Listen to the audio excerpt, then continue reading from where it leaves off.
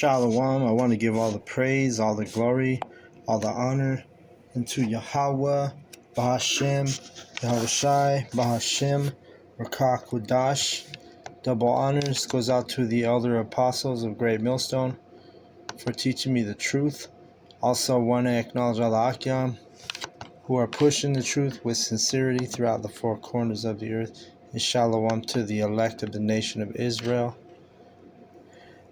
Alright, this is going to go in on Ezekiel 12 through the Spirit. And this is Shabai from the GMS Denver. And let me just get something going real quick, so bear with me.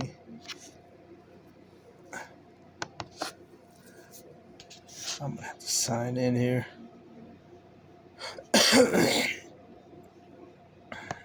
Alright.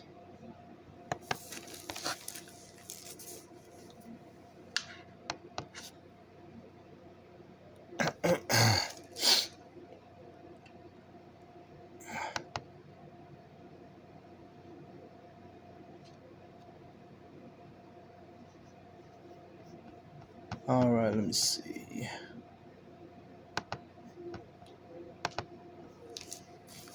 So like, yeah, this thing's going a little slow.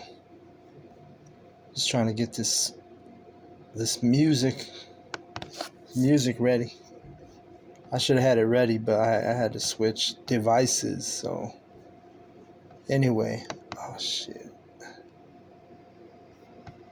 All right, so lucky. That's not even. Let me see. Okay, here we go.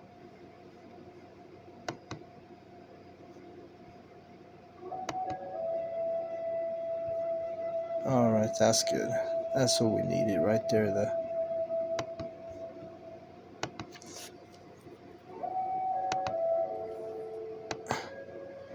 All right, I got the incense going. I got the flute going. Now I'm ready. All right, so I'm going to start in Ezekiel 12, all right? And it says, the word of Yahweh also came unto me, saying, Son of man, thou dwellest in the midst of a rebellious house, which have eyes to see and see not. They have ears to hear and hear not, for they are a rebellious house. All right, so it's talking about the Israelites, you know. You Israelites, you have eyes to see and ears to hear, but you know you still don't see this knowledge, this truth.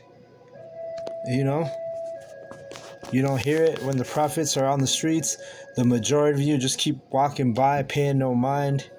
You know, and even if you acknowledge the prophets, you got to take more than that. You can't just throw your fist up and shalom brothers.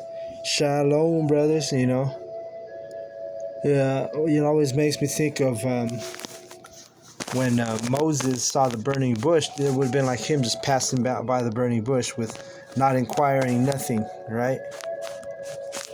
So that's what you're compared to. That's what you're likened to when you don't, you know. And we know it's prophecy. The majority, it's not for you, so you're not going to hear this truth or see the truth when it's presented to you. You're not going to believe it, right? So anyway, let's go to verse 3. Therefore, thou son of man, prepare thee stuff for removing, and remove by day in their sight, and thou shalt remove from thy place to another place in their sight. It may be they will consider, though they be a rebellious house. So, you know, the men that are out there teaching, we're an example, right? We're setting a standard for the house of Israel, and it's through the spirit of Yahweh B'Shem Yahushai. And so we're doing it by day, meaning we're doing it right in front of you in the daylight. We're not like hiding, you know, having secret meetings, you know, like the KKK or the wicked elite. You know what I'm saying? We're not wearing hoodies covering our faces. We're doing these things. We're coming to life through the spirit, right in front of you by day, right? If it was by night, then now you can't see things in night. We're doing it right in front of your eyes, right? That brings me to a precept real quick. Let me get this precept real quick. I think it's in. Let me see.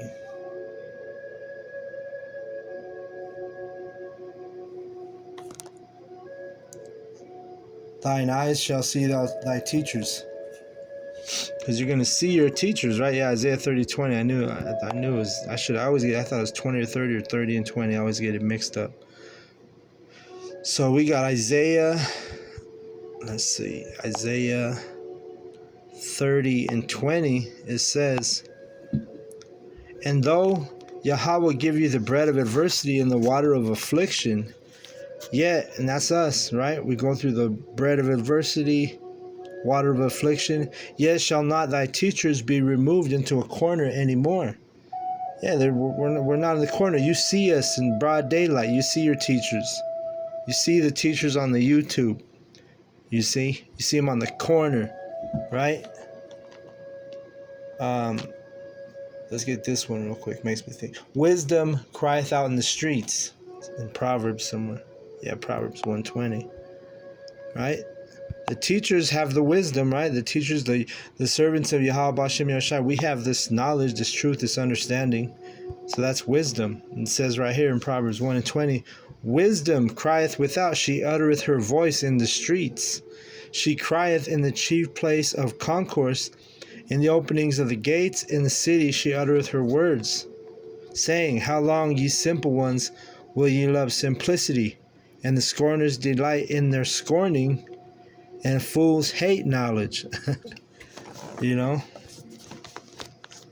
So that's what it is, man. You 2/3, you don't have eyes to see, you don't have ears to hear it. You hate knowledge. You love simplicity. You know? And let's see. I'm gonna go to that. Still not plugged in. The mouse is not plugged.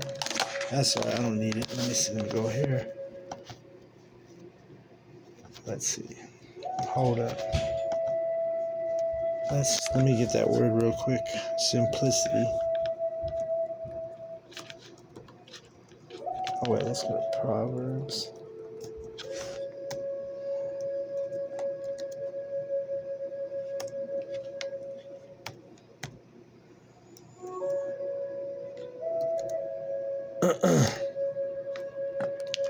Proverbs 1 and 20. All right, let's get that word simplicity. I just want to see what it is. All right. So simplicity. Yeah, simple ones. Simplicity, foolish, naive, right? Open-minded. You see, in this truth, you're not supposed to be so open-minded. Not at all, really. You're supposed to be closed-minded for the truth, closed-minded for just one doctrine, one true doctrine. You can't have like, oh, I'm one of those open-minded people. You hear people, and before we came in this truth, it was promoted as a good thing to be open-minded. Like, oh, do you know about this? No, but I'm open-minded. Well, fuck, man. If you're in this knowledge, if you're in this truth, you're not supposed to have that open-minded spirit. You want to be closed-minded to the true knowledge of because if you're open-minded, you're gonna be one of the people. Oh yeah, I believe I'll pull some beliefs and and spiritualness out of this doctrine, out of this doctrine, out of all these different doctrines, right? You might even pull out some Christianity beliefs, out your ass, You pull out. Oh, I also agree with what the Jehovah's Witnesses say on this subject, and I also agree with Buddha. You're going all over the place, but because you're open-minded, right? So that makes you simple. When you got to stand for something, right? You can't be sitting there being open-minded and calling yourself a servant of Yahweh Bashem Yahushai, but you're open-minded. You're open to other things and shit. You see what I'm saying? So, But in the world, what were you taught? Oh, you should be open-minded on this. No, that's not what it is, man. But now you see your teachers on the streets like we just read in that Isaiah. Let me go back to Ezekiel. 12 and where was that? 3. But we're doing this in their sight, in their, we're doing this teaching, rebuking, showing our people their transgressions in their sight. It says it may be they will consider, though they be a rebellious house. So like Ezekiel, the word in Ezekiel says right here, you're going to consider this. Some of you are going to consider this knowledge, this truth that is being taught on these street corners and on the internet. By the true Hebrew Israelites, by the real men of Yahweh Bashim Yahushai. Okay? You're going to actually consider it. And the ones who are going to consider it, we know are going to be the elect. Because the ones that consider and they actually start to, repent, those are the ones who are Yahweh's gathering, the elect. Verse 4, then shalt thou bring forth thy stuff by day in their sight, and stuff for removing, and thou shalt go forth even in their sight as they go forth into captivity. Right. And this is, there's different time frames, but as it is written, there's nothing new under the sun. It happens again. Our people are in captivity right now. You guys are going about your way in captivity. We're doing you see the camps with your eyes on the street corners. And we're removing, well, what are we removing? We're removing our filthiness. We're removing we're in a spirit of repentance. We're in a spirit of acknowledgement. And who are we acknowledging? Yahweh, Bahashem, Yahweh Shai. You see? And we're doing it in front of your eyes. We're not doing it, like I say, we're not doing this in secret. Verse 5, dig thou through the wall in their sight, and carry out thereby in their sight. Shalt thou bear it upon thy shoulders, and carry it forth in the twilight. Thou shalt cover thy face, that thou see not the ground, for a sign unto the house of Israel. And I did so as it was commanded. I brought forth my stuff by day, as stuff for captivity, and even in the even I dig through the wall with mine hand, and brought it forth in the twilight, and bare it upon my shoulder in their sight. Right. And that's what we do, man. We're not, like I say, we're not like this. The lesson I'm doing, it's pretty much open to open to the public. Anybody can watch this lesson. It's not, I didn't put an exclusive group and you have to have a password and you have to, to listen to this lesson. No, it's not like that. Verse 10. Let me get to 10.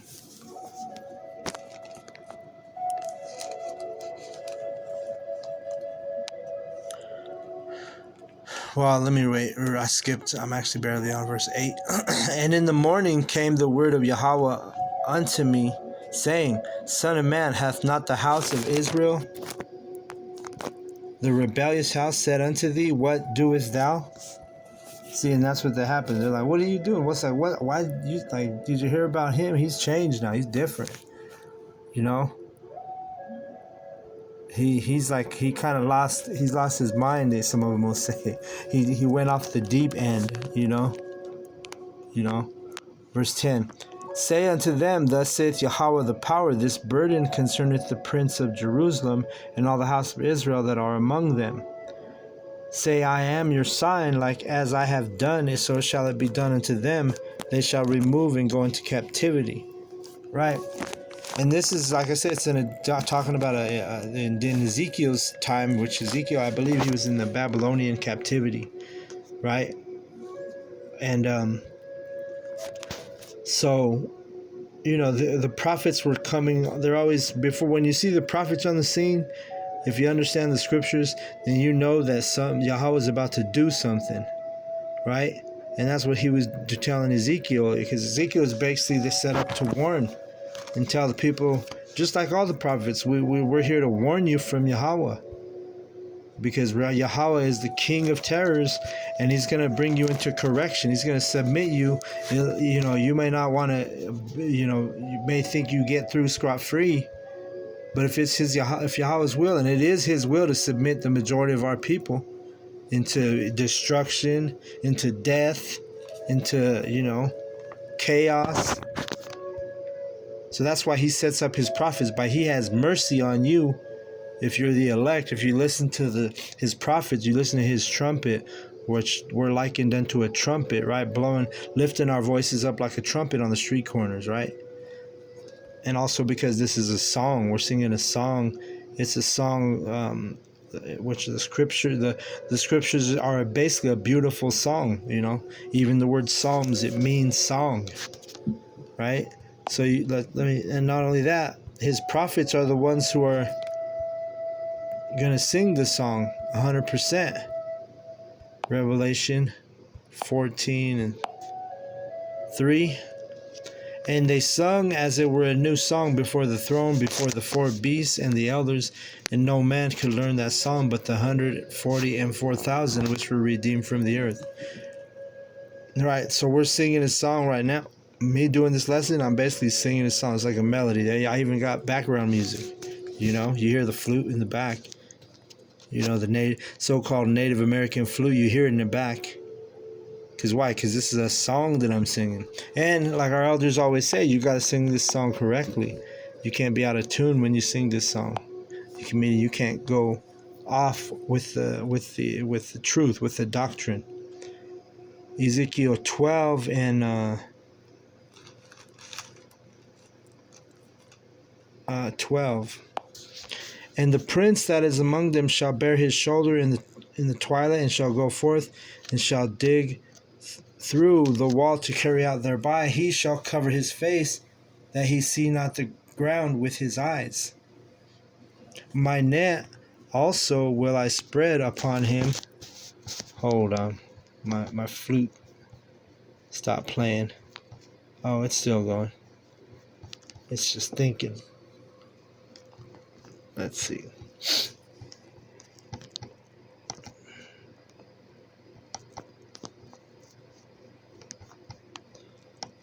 Salakia. I just lost it. But yeah, that's what we're doing. The prophets are literally we're singing a song.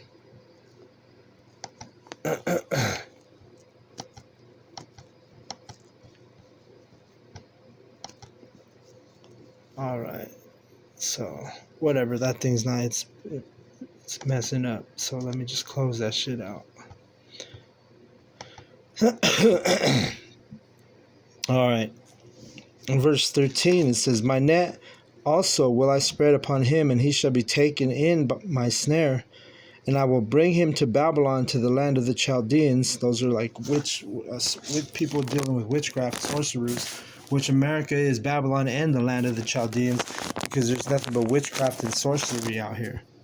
And witchcraft pertains really basically to anything that goes contrary to this knowledge and contrary to this doctrine. You see? So this place is definitely the land of the Chaldeans, right? And we know it's spiritual Babylon, the daughter of Babylon. It says, "Yet shall he not see it, though he shall die there." Right, you're going to have a lot of people die here in spiritual Babylon. When the Lord bring forth his judgment, he's going to do a number on these people, man. We know that through the Spirit, through the truth, through the prophecies. And verse 14, "And I will scatter toward every wind all that are about him to help him and all his bands, and I will draw out the sword after them." Right? And just like in this happened physically, to the Israelites when they got carried away into Babylon, and they got put on that, that sword was put on them. The heathen put that sword on them. And remember, it's Yahweh that allows them the heathen to put the sword on our people. And he's going to do the same thing in this captivity, in the Babylonian American captivity. There's going to be a sword put on these heathen and on these two-thirds of his own people.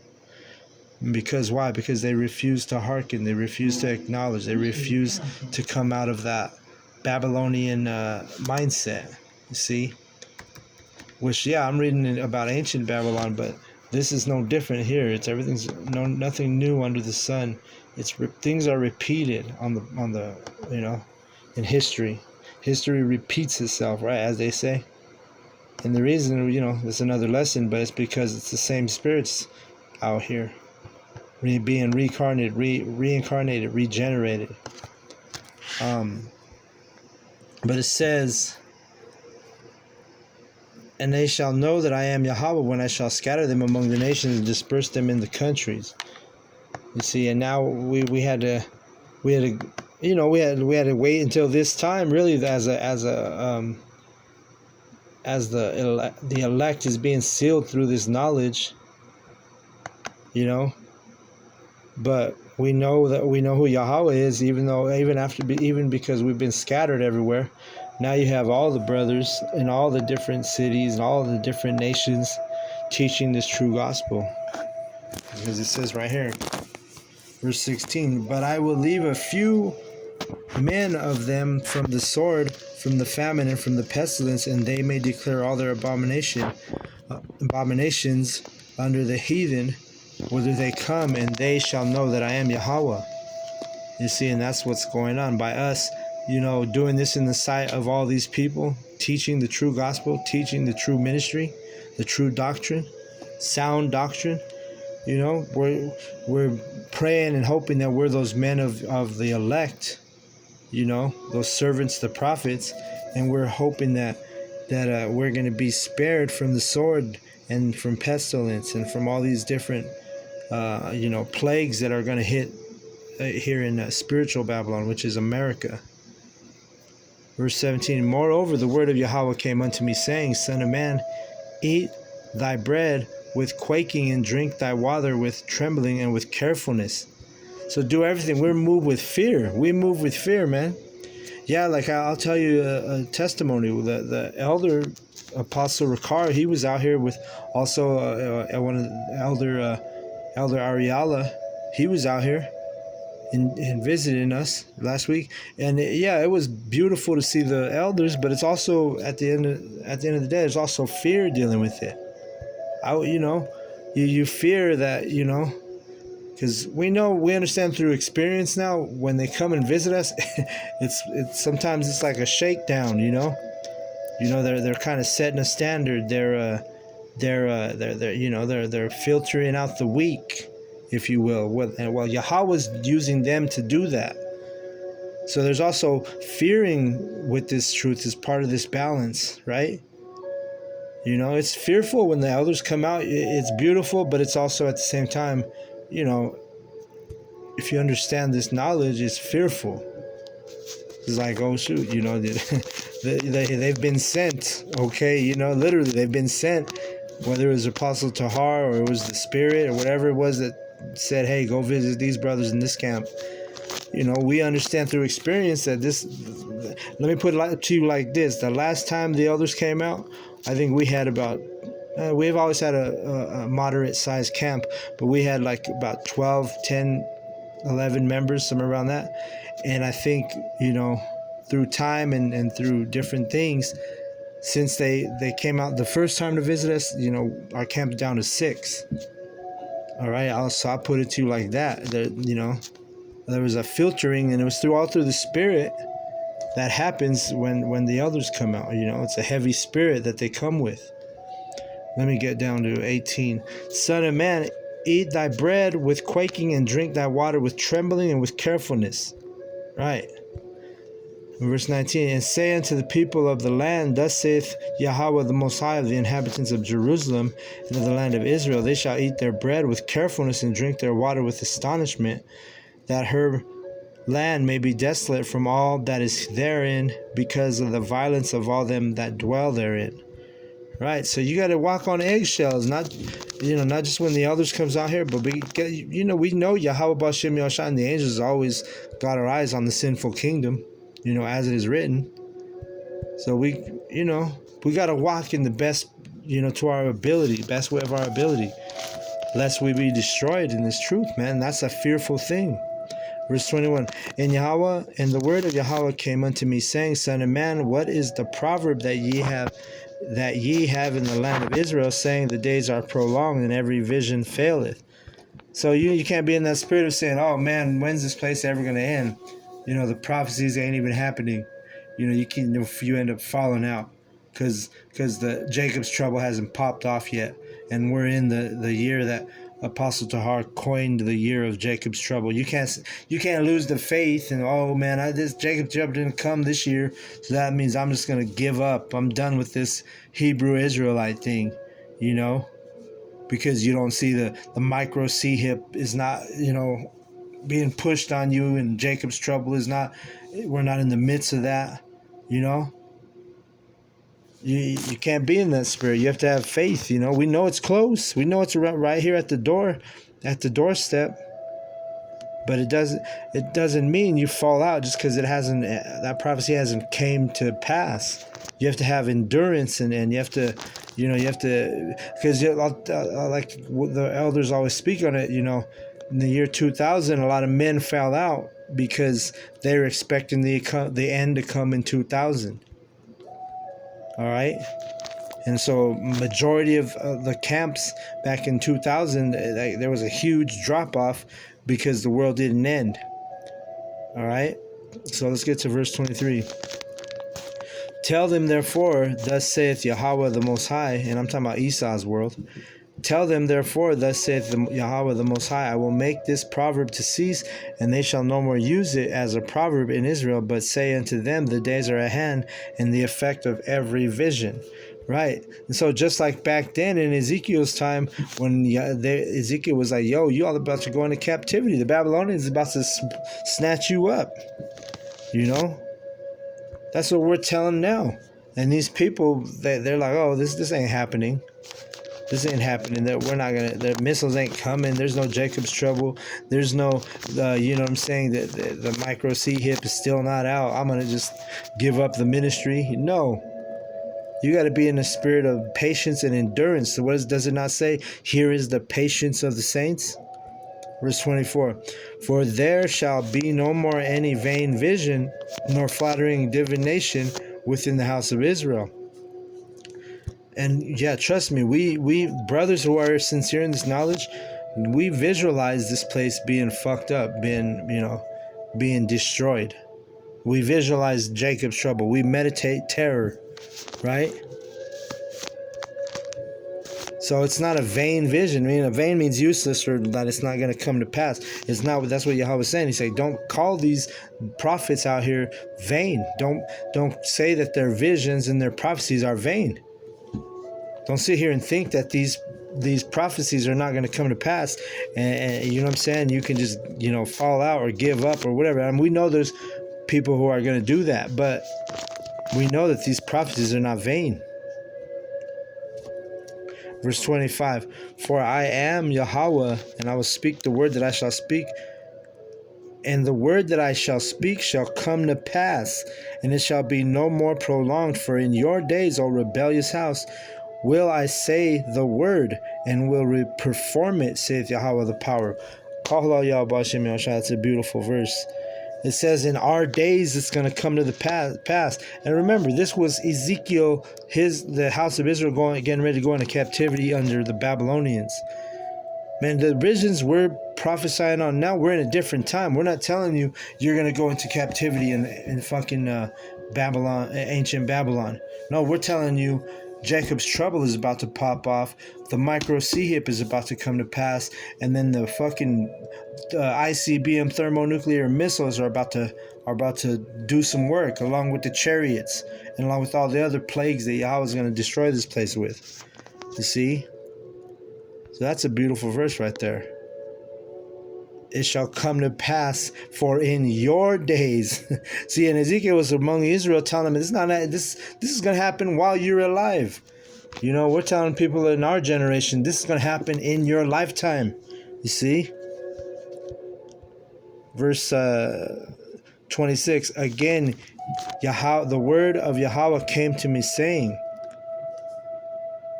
Son of man, behold, they of the house of Israel say, the vision that he seeth is for many days to come. He prophesieth of the times that are far off. Therefore, say unto them, Son of man, behold, they of the house of Israel say, the vision that he seeth is for many days to come. He prophesieth of the times that are far off. Therefore say unto them, Thus saith Yahweh the power, there shall none of my words be prolonged any more, but the word which I have spoken shall be done, saith Yahweh. All right. So that's where I've been getting at this last couple verses. These prophecies are going to come to pass in our lifetime.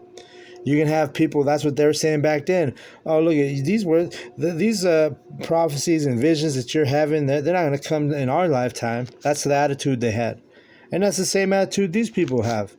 They're like, oh, these prophecies won't come through in our lifetime. This ain't going to happen while I'm alive or during my. So I don't have to worry about it. No, this is coming to pass in your lifetime. All right? That's what I'm going to call this video, man. I'm going to call it, these prophecies will be fulfilled in this generation or something like that, or in this lifetime. So, I'm going to go ahead and close out with that. I want to give all the praise, all the glory, all the honor unto Yahweh, Bahashim, Yahweh Shai, Bahashim, Rakakwadash. Double honors goes out to the other apostles of Great Millstone for teaching me the truth. Also, I want to acknowledge all the Akim who are pushing the truth with sincerity throughout the four corners of the earth. And shalom to the elect. Shalom.